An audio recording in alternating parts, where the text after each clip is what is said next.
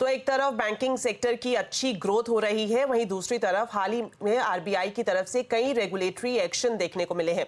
इसे कैसे देखना चाहिए? बैंक्स और एनबीएफसीज पर आरबीआई की सख्ती क्यों हो रही है? रेगुलेटरी एक्शन से बैंकिंग सेक्टर की रफ्तार बढ़ेगी या फिर स्पीड ब्रेकर बनेगा? आज आवाज अड्डा में इसी पर करेंगे अहम चर्चा। बैंकिंग सेक्टर पर आईएसबी हैदराबाद के प्रोफेसर और बैंकिंग एक्सपर्ट प्रसन्ना तंत्री के साथ विस्तार से ये चर्चा देखिए शाम 7:57 पर।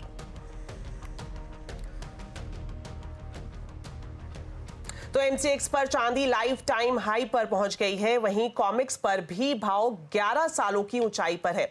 क्या है इस तेजी के कारण और कहां तक चढ़ सकते हैं दाम? बताने के लिए अब हमारे साथ जुड़ रही हैं सहयोगी मनीषा गुप्ता। तो मनीषा जी बताएं, क्या है पूरा अपडेट? अगर पिछले 48 घंटों की बात करें तो चांदी ने सोने को आउट परफॉर्म किया है। चांदी ओवरनाइट मार्केट्स में 3.5% चढ़ी है, अंतर्राष्ट्रीय बाजारों में ऑलमोस्ट 11 साल के हाइस पर है और भारतीय बाजारों में ऑल टाइम हाइस पर है। 87,000 रुपीज़ किलो के हिसाब से चांदी में आज भारतीय बाजारों में कारोबार है। और आपको बता दें, अगर आप पिछले 3 महीने का चार्ट उठा के देखें तो चांदी ने 67,000 से 87,000 का सफ़र अब तक पार किया है। और जिस तरह के फंडामेंटल्स हैं, बाजार को लगता है कि यहाँ से और तेज़ी देखने को मिलेगी। रिएक्शन इस वजह से भी आया क्योंकि यूएस का जो इन्फ्लेशन डेटा है वो एक्सपेक्टेशन से यहाँ पर कम है और साथ ही साथ यूएस का रिटेल सेल डेटा अप्रैल के महीने में भी थोड़ा कमज़ोर आया, जिसका असर हमने यूएस डॉलर इंडेक्स पे पड़ता हुआ देखा, जिसमें हल्की सी गिरावट थी। और अब बाजार को लगने लगा है कि क्योंकि ये डेटा थोड़े से ईज ऑफ हो रहे हैं तो सितंबर में यहाँ पर फेड पहली रेट कटौती कर सकता है। उसकी प्रोबेबिलिटी अब 70-72% तक बढ़ गई है। तो इसका पूरा फ़ायदा हमने यहाँ पर मेटल्स में आता हुआ देखा। चांदी में स्पेशली एक और भी चीज़ काम कर रही है, वो ये कि ये चौथा ऐसा साल है जब अंतर्राष्ट्रीय बाज़ारों में चांदी की सप्लाई और डिमांड के बीच में एक डेफिसिट है। और ये चौथा ऐसा साल होने की एक्सपेक्टेशन है जहां पर इंडस्ट्रियल डिमांड जो है चांदी की वो रिकॉर्ड हाइस पर रहने की उम्मीद है।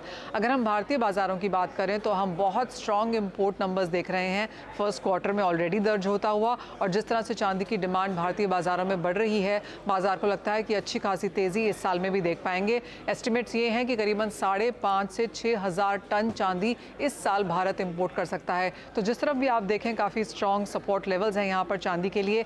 हम ऑलरेडी 87,000 पे तो हैं ही और बाजार को लगता है कि 90, 95, इवन लाख रुपए प्रति किलो तक की चांदी आप शायद एज अ स्पाइक इसी साल में बनता हुआ देखेंगे।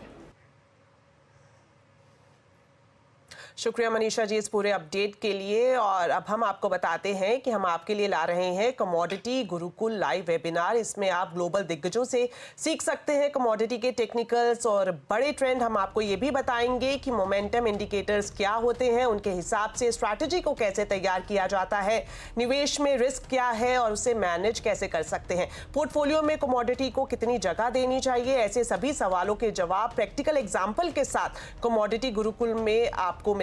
इसके अलावा भी और बहुत कुछ होगा सीखने के लिए। आपके लिए है ये अनोखा मौका, तो आप अभी लॉग इन कर सकते हैं और इसकी डिटेल्स आपकी टीवी स्क्रीन पर इस वक्त मौजूद है।